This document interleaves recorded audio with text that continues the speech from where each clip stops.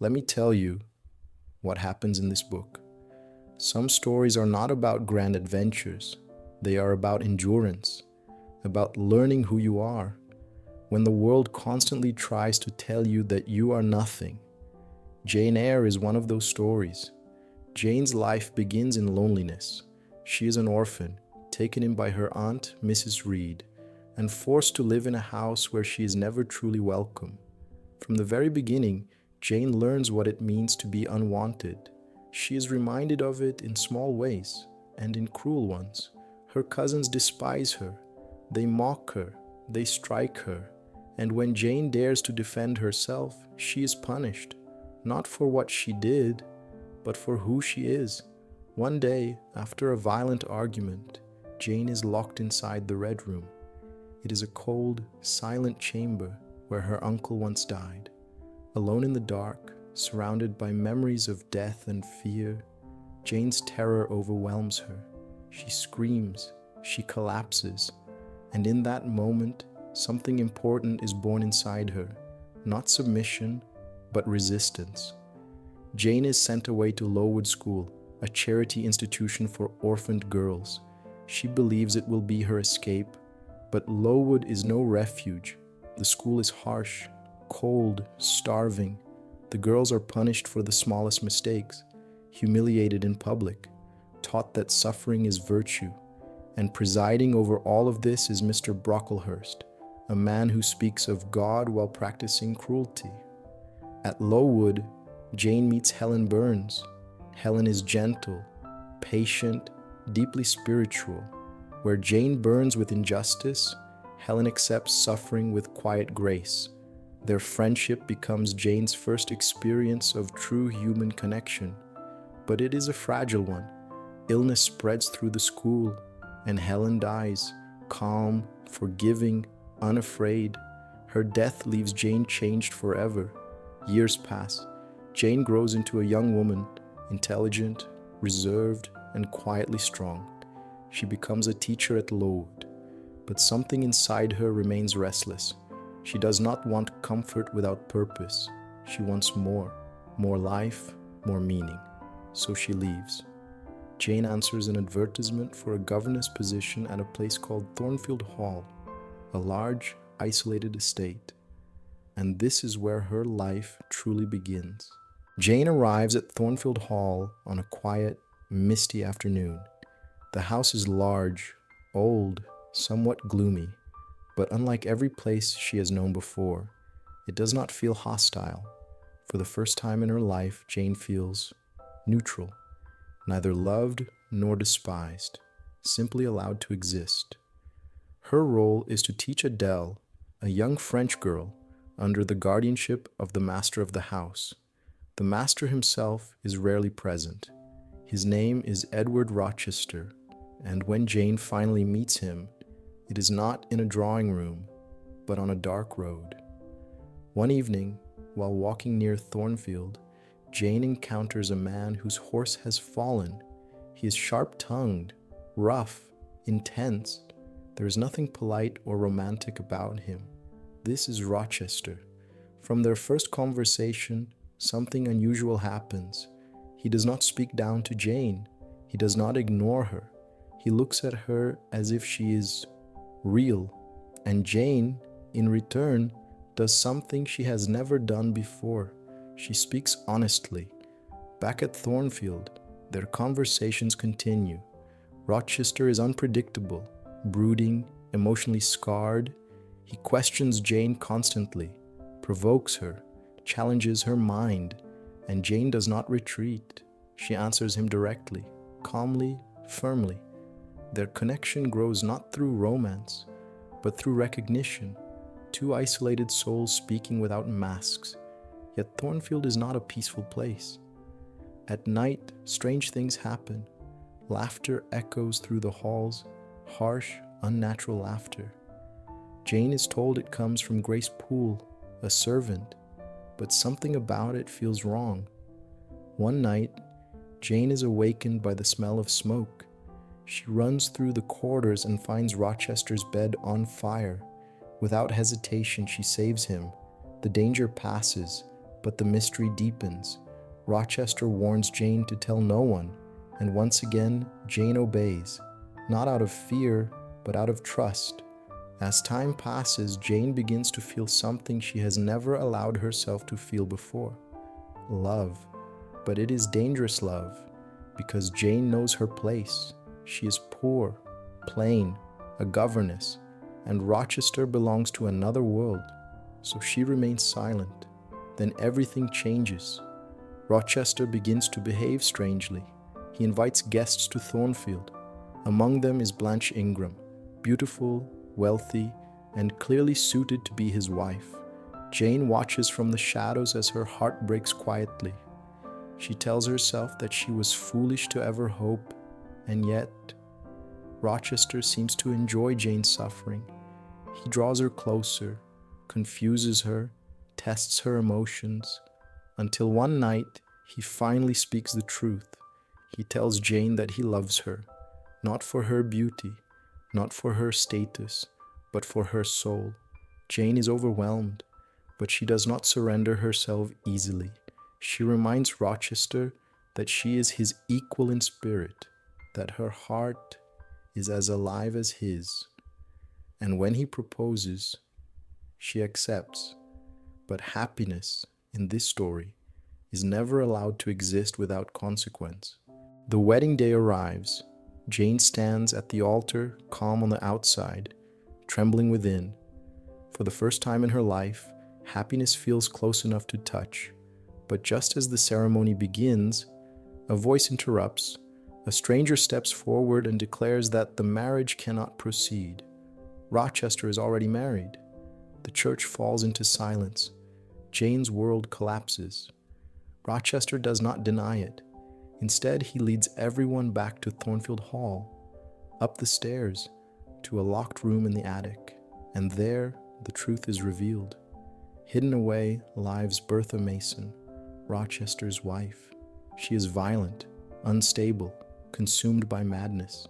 He explains that he was deceived into marrying her years ago, that her condition worsened, that he hid her to protect himself and others. He insists that he no longer considers her his wife, and he begs Jane to stay. Rochester offers Jane everything: a life together, love, passion, not as his wife, but as his companion. Jane is shattered. She loves him deeply, but something stronger than love speaks inside her: her conscience, her sense of self.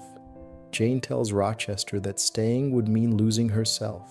She tells him that laws and morals are not chains, they are protection. And so, in the middle of the night, Jane leaves Thornfield, alone, with no plan, with no money. She wanders the countryside, starving and exhausted. She is turned away again and again, until finally she collapses. Jane is rescued by strangers, 3 siblings, Diana, Mary, and St. John Rivers. They take her in, care for her, and for the first time since leaving Thornfield, Jane finds peace.